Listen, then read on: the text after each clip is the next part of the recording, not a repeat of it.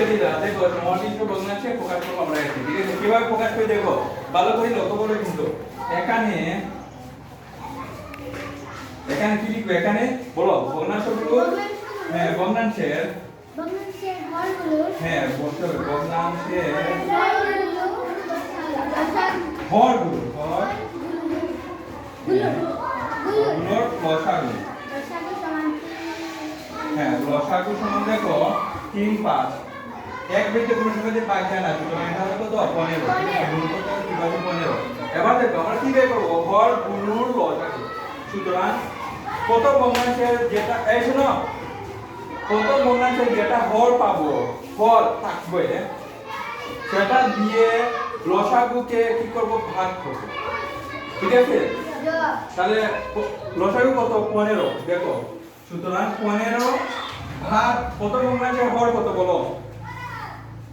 3 হ্যাঁ কত পেলাম 3 5 15 কত পেলাম 5, বুঝতে পারছো?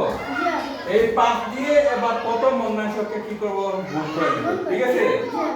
5 দিয়ে যেটা পাবো ভালো করে লক্ষ্য করো, যেটা পাবো ভাগ করে সেটাকে প্রথম ভগ্নাংশকে গুণ করে নেব। তাহলে কি হবে দেখো, তাহলে কত হবে কমা দিয়ে কত 3 ভাগের 1 সমান তাহলে কত হবে 1 গুণ 5 3 গুণ 5 হ্যাঁ তাহলে 5 একে 5 3 5 15, ঠিক আছে? মনে থাকে যেন হর সবসময় লসাগুটা হতে হবে, ঠিক আছে? না অঙ্কটা ভুল এই তো শেষ। তাহলে এবং বা আবার এটা আছে আগে কত লসা কত পাইছি 15 15 দ্বিতীয় ভগ্নাংশের হর কত 5 5 তাহলে কত হবে 3 হবে, ঠিক আছে? এবার দ্বিতীয় ভগ্নাংশকে 3 দিয়ে গুণ দিতে হবে দরকারকে, তাহলে 2 5 থেকে 2 সমান 2 গুণ 5 5 না 2 সরি 2 গুণ 3 তো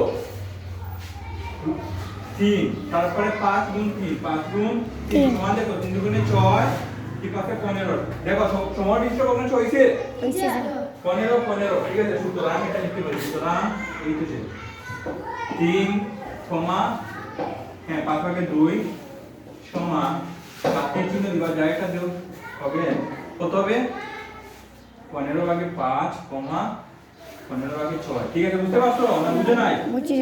এটাই হবে আমাদের কাঙ্ক্ষিত উত্তর। ওকে যদি বুঝতে পারছো তোমাদের কোনো ধন্যবাদ।